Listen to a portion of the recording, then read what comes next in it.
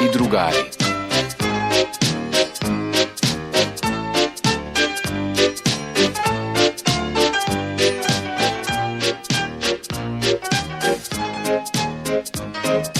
Tomas i Gordon.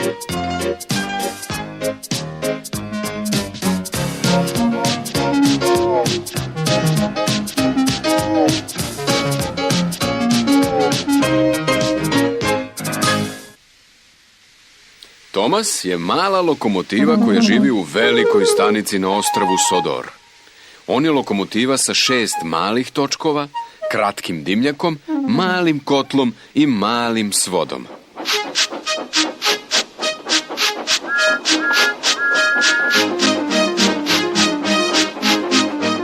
On je pravi mali radnik.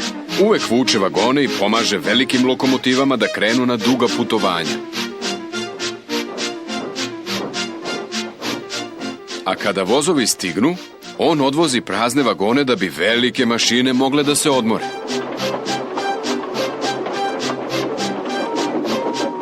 Tomas misli da ni jedna lokomotiva ne radi naporno kao on. On voli da se poigrava sa njima, pogotovo sa Gordonom, najvećom i najponosnijom lokomotivom od svih. Tomas voli bezobrazno da mu zazviždi. Budi se, lenčugo, zašto ne radiš vredno kao ja?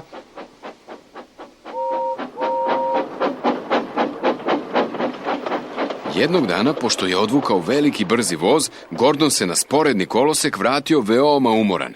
Baš kada je hteo da ode na spavanje, Tomas je stigao i na svoj šaljiv način rekao: Budi se, lenčugo, uradi nešto za promenu, ne možeš da me uhvatiš, i otišao smejući se. Umesto da ode na spavanje, Gordon je razmišljao kako bi mogao da vrati Tomasu istom merom. Jednog jutra Tomas nije mogao da se probudi. Njegov vozač i ložač nisu mogli da ga pokrenu. Vatra mu se ugasila i nije bilo dovoljno pare. Bližilo se vreme za brzi voz. Ljudi su čekali, ali vagoni nisu bili spremni. Tomas se konačno pokrenuo. O Bože, zapomagao je.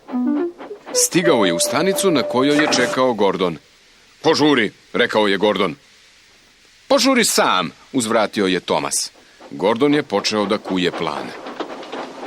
Da, reče Gordon, uradit ću to. I skoro pre nego što su se vagoni zaustavili,